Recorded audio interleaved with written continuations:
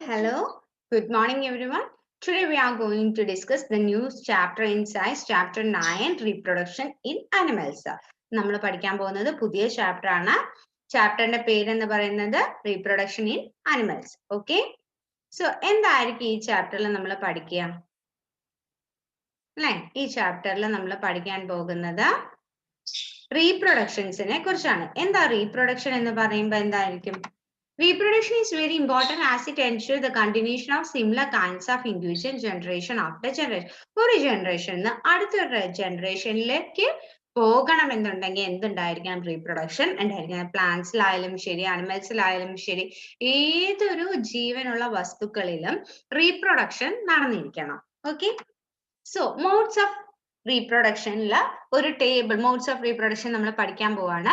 അതിൽ ഫസ്റ്റ് ഒരു ടേബിൾ തന്നിട്ടുണ്ട്. അതിനകത്ത് പറയുന്നത് അനിമൽസും അതിന്റെ യങ് വൺസിന്റെയും നെയിംസിനെ കുറിച്ചാണ് പറയുന്നത്. ഹ്യൂമന്റെ യങ് വൺസിന്റെ നമ്മൾ എന്താ പറയാ? ബേബി എന്നാണ് പറയാ. കാറ്റിന്റെ കുട്ടികൾക്ക് എന്താ പറയാ? കിറ്റൺ അല്ലെ? ഡോഗിന്റെ എന്താ പറയാ? പപ്പീസ്. Butterfly caterpillar. ഹെന്ന് ചിക്കാണ്. അതേപോലെ ക്രോന്റെ കുട്ടികൾക്കും ചിക്കൻ തന്നെയാണ് പറയാ. ഫ്രോഗിന്റെ എന്താ പറയാ? ടാഡ്പോൾ. ടാഡ്പോൾ നിങ്ങൾ കണ്ടിട്ടുണ്ടാവില്ലേ തവള കുട്ടികളെ? അതിന് ടാഡ്പോൾ എന്നാണ് പറയുന്നത്. നിങ്ങളുടെ നോട്ട്ബുക്കിൽ നിങ്ങൾ എഴുതി വെക്കുക. ഓക്കെ, നെക്സ്റ്റ് ഇനി നമുക്ക് രണ്ട് തരത്തിലുള്ള മോഡ്സ് ഓഫ് റീപ്രൊഡക്ഷൻ രണ്ട് തരത്തിൽ നടക്കും. ഒന്ന് സെക്ഷൽ റീപ്രൊഡക്ഷനും ഒന്ന് അസെക്ഷൽ റീപ്രൊഡക്ഷനും. അപ്പൊ നമ്മൾ ഫസ്റ്റ് പഠിക്കാൻ പോകുന്നത് സെക്ഷൽ റീപ്രൊഡക്ഷൻ എന്താണ് എന്നുള്ളതാണ് നമ്മൾ ആദ്യം പഠിക്കുന്നത്. Okay, sexual reproduction. Plant that produce sexually have male and female reproductive part. Can you name these parts? പ്ലാന്റ്സിൽ നിങ്ങൾ കഴിഞ്ഞ കൊല്ലം പ്ലാന്റ്സിൽ പഠിച്ചിട്ടുണ്ടാവും. പ്ലാന്റ്സിൽ എങ്ങനെയാണ് റീപ്രൊഡക്ഷൻ നടക്കുന്നത് എന്നുള്ളത് നിങ്ങൾ പഠിച്ചിട്ടുണ്ട് അല്ലെ? അതെ, എങ്ങനെയാണ് സെക്ഷൽ പ്ലാന്റ്സിൽ റീപ്രൊഡക്ഷൻ നടക്കുന്നത് എന്നുള്ളത് നിങ്ങൾ പഠിച്ചിട്ടുണ്ട്. എന്താണ് ഈ സെക്ഷൽ റീപ്രൊഡക്ഷൻ എന്ന് പറഞ്ഞാല്? Asexual reproduction involves one parent and produces offspring that are genetically identical to each other to have parents. അതായത് ഒരു പ്ലാന്റ്, ഇപ്പൊ പ്ലാന്റ്സ് ഒക്കെ asexual നമുക്ക് പറയാൻ പറ്റും. ആ പ്ലാന്റിൽ നിന്ന് തന്നെ നമുക്ക് എന്ത് ചെയ്യും? റീപ്രൊഡക്ഷൻ നടക്കുന്നത്. സെക്ഷൽ റീപ്രൊഡക്ഷൻ ഇൻവോൾവ് ചെയ്യുന്നത് എങ്ങനെ? ടു പാരന്റ്സ് ഉണ്ടാവും, രണ്ട് പാരന്റ്സുകൾ തമ്മിലുള്ള റീപ്രൊഡക്ഷൻ. അതിൽ നിന്ന് ഒരു കുട്ടി ഓഫ്സ്പ്രിങ് ഉണ്ടാവുന്നതാണ് സെക്ഷൽ റീപ്രൊഡക്ഷൻ.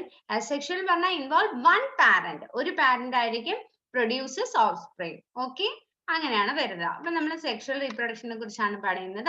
അനിമൽസിലാണ് കാണപ്പെടുന്നത്.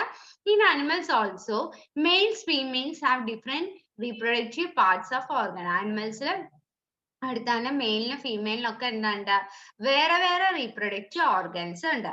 Like plants, the reproductive parts in animals also produces gland. അതേപോലെ പ്ലാന്റ്സിനെ പോലെ തന്നെ റീപ്രൊഡക്റ്റീവ് പാർട്സ് ഓഫ് ആനിമൽസും എന്ത് പ്രൊഡ്യൂസ് ചെയ്യുന്നുണ്ട്? ഗാമേറ്റ്സ് പ്രൊഡ്യൂസ് ചെയ്യുന്നുണ്ട്. ആ രണ്ട് ഗാമേറ്റ്സും മെയിലും ഫീമെയിലും പ്രൊഡ്യൂസ് ചെയ്യുന്ന ഗാമേറ്റ്സുകൾ തമ്മിൽ ഫ്യൂസ് ചെയ്തത് എന്ന് പറഞ്ഞാൽ ഒന്നിച്ച് എന്ത് ചെയ്യപ്പെടുന്നു? സൈഗോട്ട് ഫോം ചെയ്യുന്നു. എന്താണ് ഫോം ചെയ്യുന്നത്? സൈഗോട്ട്. ഒരു പുതിയ സെല്ലാണ് അത്. It is a zygote which develop a new individual.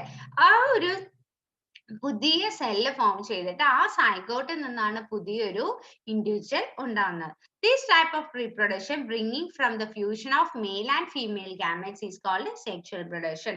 അങ്ങനെ രണ്ട് പാരന്റ്സ് ഉള്ളത് കൊണ്ട് മെയിലും ഫീമെയിലും ആയിട്ടുള്ള ഗാമേറ്റ്സുകൾ തമ്മിൽ ഫ്യൂസ് ചെയ്യുന്നതുകൊണ്ട് ഇതിനെ സെക്ഷൽ റീപ്രൊഡക്ഷൻ എന്ന് പറയുന്നു. ഓക്കെ, ഇനി അടുത്ത മെയിൽ റീപ്രൊഡക്റ്റീവ് ഓർഗൻസിനെ കുറിച്ചാണ് നിങ്ങൾക്ക് അതിനകത്ത് പഠിക്കാനുള്ളത്. അതെന്താന്ന് നമുക്കൊന്ന് നോക്കാം.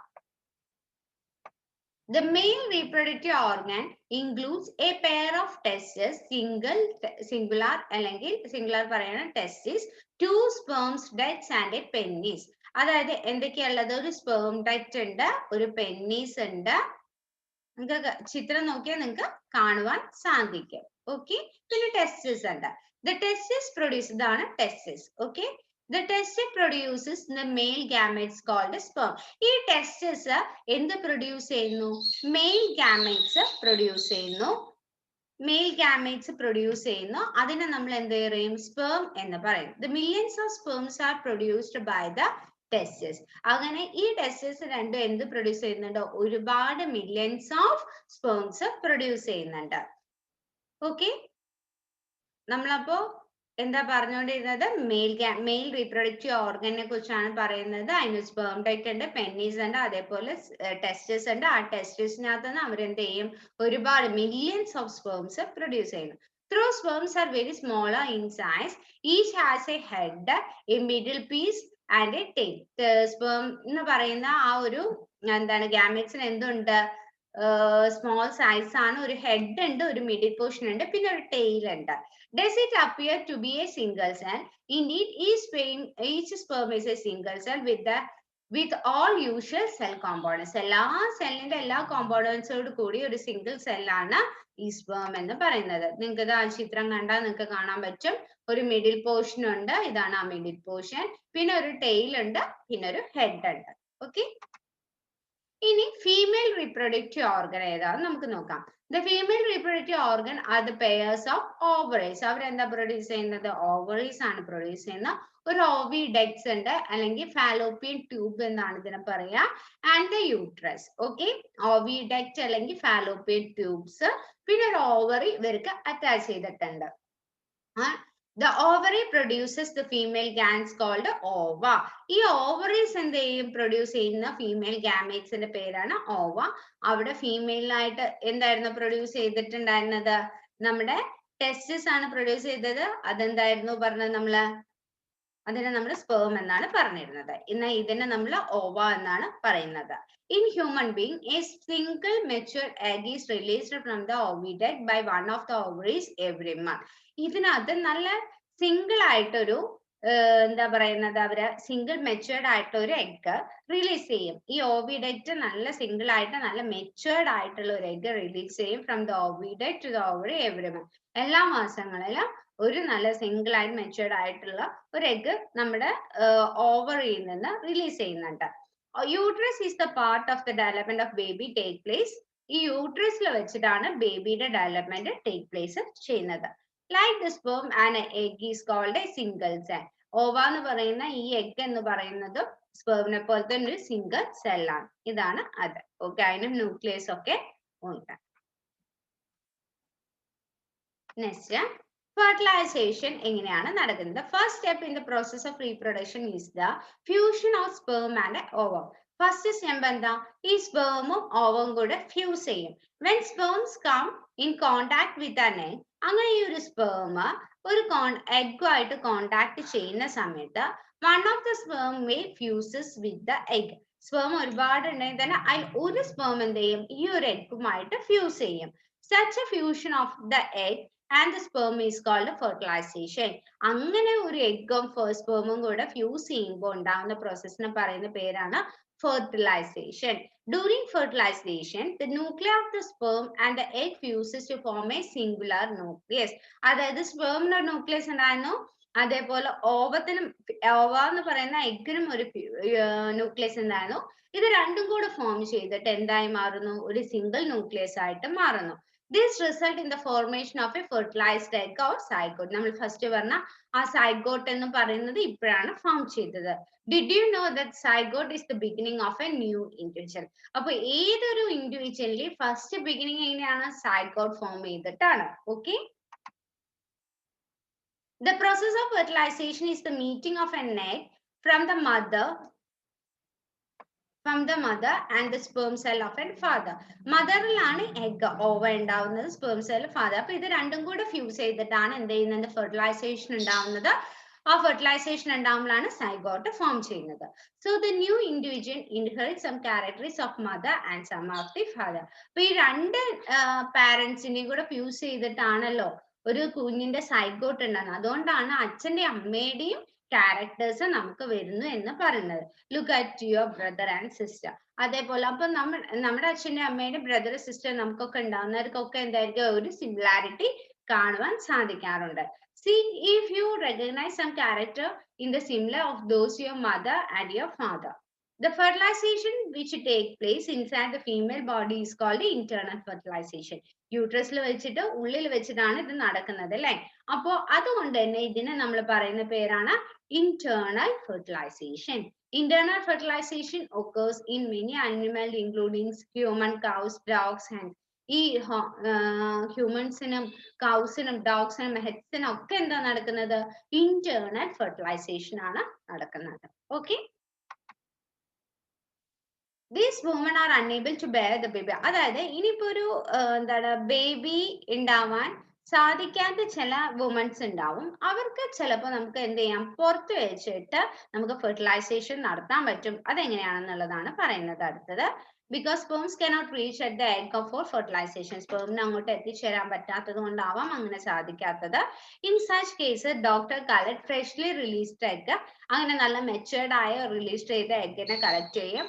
അതേപോലെ സ്പേമിനെയും കളക്ട് ചെയ്യും. അവരുടെ പാരന്റ്, അതായത് ഫാദറിൽ നിന്നുള്ള സ്പേമിനെയും കണക്ട് ചെയ്തിട്ട് ഇത് രണ്ടും കൂടെ IVF, അതായത് ഇൻവിട്രോ ഫെർട്ടിലൈസേഷൻ നടക്കും. IVF, in vitro fertilisation, fertilisation outside the body. Outside the body വെച്ചിട്ട് അവര് നല്ല അതായത് ഇൻക്യുബേറ്റർ അങ്ങനെയൊക്കെ വെച്ചതിന് ശേഷം അതിനകത്താണ് ഈ ഫെർട്ടിലൈസേഷൻ നടത്തുന്നത്. In the case of fertilisation ഒക്കെ ലാബില്, okay, the zygote is allowed to develop for about a week, then it placed in mother uterus. എന്നിട്ട് എന്ത് ചെയ്യും, അങ്ങനെ ആ ഫെർട്ടിലൈസേഷൻ നടന്നതിന് ശേഷം സൈഗോട്ട് ഫോം ചെയ്തതിന് ശേഷം ഒരു വീക്ക് കഴിയുമ്പോൾ ഈ സൈഗോട്ടിനെ എടുത്തിട്ട് എന്ത് ചെയ്യും, അമ്മയുടെ യൂട്രസിലേക്ക് ഇൻസേർട്ട് ചെയ്ത് കൊടുക്കും. The complete development take place in the uterus and the baby is born like an any other baby. The baby born through this technique is called a test tube baby. അപ്പൊ test ട്യൂബിൽ വെച്ചിട്ടാണ് അവരെ എന്ത് ചെയ്തത്, zygote form ചെയ്തത്. എന്നിട്ടാണ് മദറിന്റെ യൂട്രസിലേക്ക് place ചെയ്ത് കൊടുക്കുന്നത്. അതുകൊണ്ട് തന്നെ ഈ ബേബീസിനെ നമ്മൾ വിളിക്കുന്ന പേരാണ് test tube babies. This term is actually misleading because babies cannot grow in test tubes. അങ്ങനെ എന്താണ് ഇത് അത്ര കറക്റ്റ് ആയിട്ട് ചിലപ്പോൾ നമുക്ക് അവർക്ക് കറക്റ്റ് എന്താ പറയുക ഡെവലപ്മെന്റ് ഉണ്ടാവാൻ ഉള്ള ചാൻസസ് കുറവാണ്. അതുകൊണ്ട് വളരെ റയർ ആയിട്ടാണ് ഇത് ചെയ്ത് വരുന്നത്. ഓക്കെ, ഓക്കെ, ഇത് ഫെർട്ടിലൈസേഷന്റെ പിക്ചർ ആണ്. ഇത് സ്പേം സെൽ, ഇത് നമ്മുടെ ഓവം സെൽ. അപ്പൊ അത് രണ്ടും കൂടെ ഫ്യൂസ് ചെയ്തിട്ട് ഒരു സിംഗിൾ സെല്ലായിട്ട് മാറുന്ന സൈഗോട്ട്. ഓക്കെ, ഇനി ആക്ടിവിറ്റി 9.1ലേക്ക് പോവാം. During spring or rainy season, frog and toad move to the pond and slow flowing stream.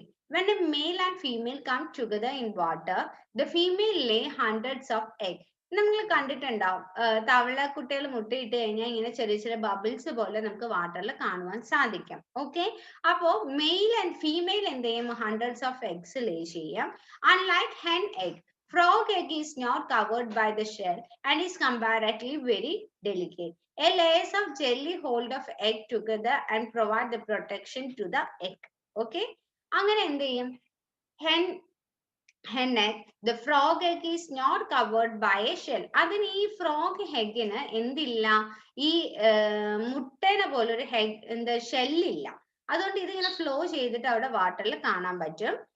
A layer of jelly fold the egg. ഒരു വഴുവഴുപ്പുള്ള ഒരു ജെല്ലി സബ്സ്റ്റൻസ് ആണ് ഈ എന്താണ് ഫ്രോഗിന്റെ എഗ്ഗിനെ കവർ ചെയ്തിട്ട് പ്രൊട്ടക്ട് ചെയ്തിട്ട് അവിടെ ഉണ്ടാവുക.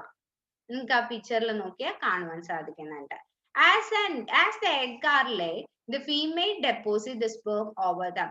അത് കഴിഞ്ഞിട്ട് ഫീമെയിൽ എന്ത് ചെയ്യും, അതിന്റെ മുകളിൽ പോയിട്ട് സ്പേം ഡെപ്പോസിറ്റ് ചെയ്യും. Each sperm swim randomly in water with the help of a long head. ആ ഒരു എന്താണ് സ്പേം എന്ന് പറയുന്നത് അവർ റാൻഡംലി എന്ത് ചെയ്യും, അതിന്റെ ഉള്ളിലേക്ക് നമ്മുടെ എഗിന്റെ ഉള്ളിലേക്ക് വരും. അതായത് ഫീമെയിൽ ലേ ചെയ്ത ആ എഗിലേക്ക് ഈ സ്പേം അതിന് ടെയിൽ ഉള്ളത് കൊണ്ട് അത് അതിന്റെ അടുത്തേക്ക് വരും. The sperm come in contact with the egg. This result in fertilization. അങ്ങനെ സ്പേം രണ്ടും കൂടി കോണ്ടാക്ട് ചെയ്തിട്ട് എന്ത് ചെയ്യും, ഫെർട്ടിലൈസേഷൻ നടക്കാം. This type of fertilization in which the fusion of male and female gamete take place out of the body is called external fertilization. ഇവിടെ എന്താ നടന്നത്, ഉള്ളിൽ വെച്ചിട്ടല്ല നടന്നത്, പുറത്ത് വെച്ചിട്ടാണ് നടന്നത്. അതുകൊണ്ട് എന്താണ്, external fertilization ആണ്. It is very common in aquatic animals like fish, starfish, etc. ഇത് ആർക്കാ കോമൺ ആവുന്നത്? ഫിഷിനും സ്റ്റാർ ഫിഷിനും ഒക്കെ ഇത് കോമൺ ആയിട്ടുള്ള ഒരു കാര്യമാണ് fertilization outside external fertilization. Internal എക്സ്റ്റേണലൈസേഷന് എക്സാമ്പിൾ ആണ് ഹ്യൂമൻ, ഹെന്ന്, ഡോഗ്, കൗ ഒക്കെ. എക്സ്റ്റേണൽ ഫെർട്ടിലൈസേഷൻ എക്സാമ്പിൾ ആണ് aquatic animals, fish, star fish, നമ്മുടെ ഫ്രോഗ് ഒക്കെ അതിനാണ് എക്സാമ്പിൾ. ഓക്കെ, ഇത്രയും കാര്യങ്ങളാണ് ഞാൻ ഇന്ന് എടുക്കുന്നത്. Thank U.